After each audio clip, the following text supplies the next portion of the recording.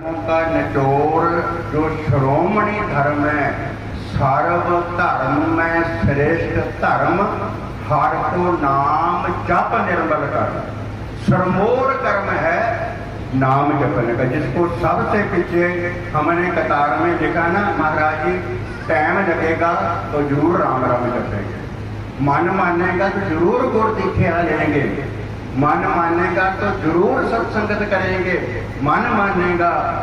मैं ये बेनती करा करता हूँ महाराज से डर के कि जन्म से पहले श्वास को लेके अंतिम श्वास तक हर श्वास स्मरण करके भी प्रभु का मिलाप हो जाए तो सौदा बहुत सस्ता है,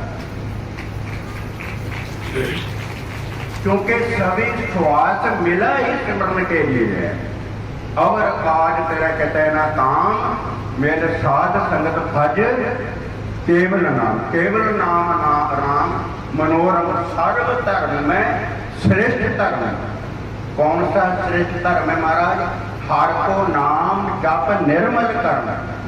सिर्फ रसना से कान में नाम सुनाई दे, रसना से नाम लेना ही नहीं। जिस तरह कल महाराज ने बताया कि जीवन में बदलाव भी चाहिए, चेंज भी चाहिए।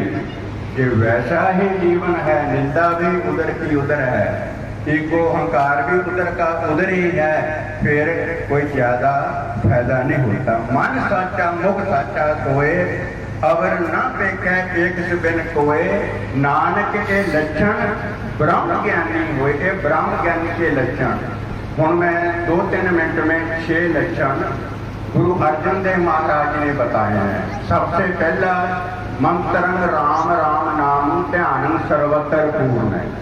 गुरु नानक महाराज जी को पूछा, महाराज जी नाम जपते हैं, सेवा सिमरन करते हैं, शांति नहीं मिलती, एकाग्रता नहीं बनती, ते उसकी रजा को कण कण में को दिखता नहीं। गुरु नानक महाराज जी ने श्री जपजी साहब ने बोला कि भक्ति गुणों के बगैर अधूरी है। भक्ति के गुण चाहिए तो भक्ति का फल है। सत्संगत का श्रोते के अंदर गुण चाहिए। मैं बेनती करा करता, सब कुछ भूल जाओ, परमात्मा अपने आप याद आएगा। अभी किधर भी आपका ध्यान नहीं जाए, महाराज जी का एक एक वचन आपके हृदय में पूर्ण तौर पर और पक्के तौर पर बैठ जाएगा। ये हमारा ध्यान है। 6 लक्षण। पहला लक्षण मंत्रंग राम राम नाम ध्यान सर्वत्र पूर्ण। दूसरा ज्ञान सम दुख सुखम ज्योत निर्मल निर्वैरण।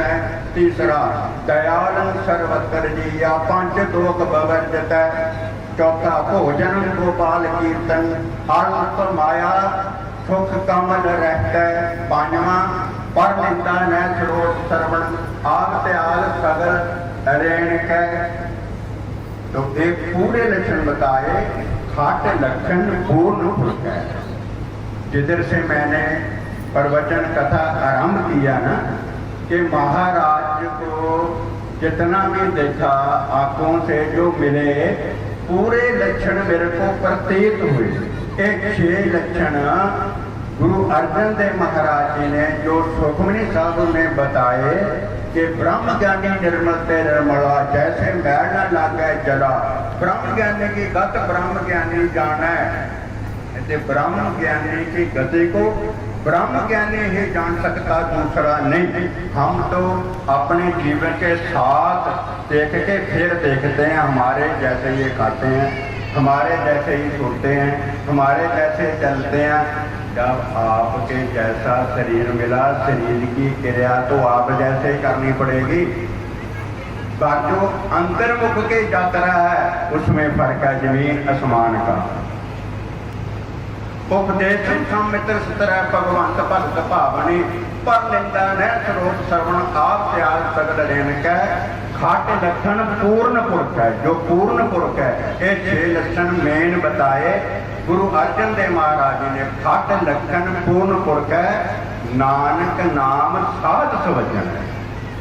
ये जिनका ऐसा जीवन है उनके चरणों में, उनकी संगत में, उनकी सेवा में एक ऐसी प्राप्ति होती है।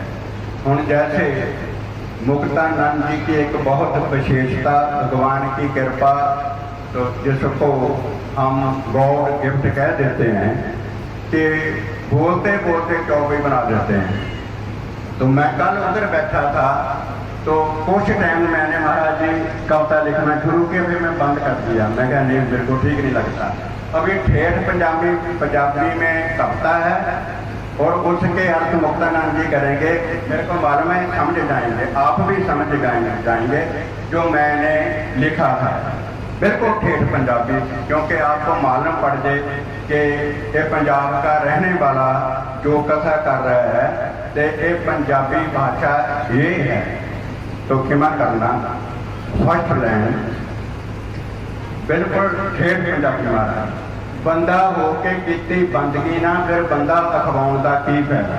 ठीक है महाराज, बंदा होके कीती बंदगी ना फिर बंदा अखवाउण दा की फायदा।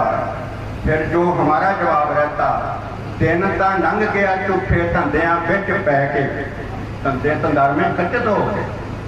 दिन तां लंघ गया झूठे धंधियां विच पै के, खा के पेट ही ਵਧਾਇਆ तो की फायदा।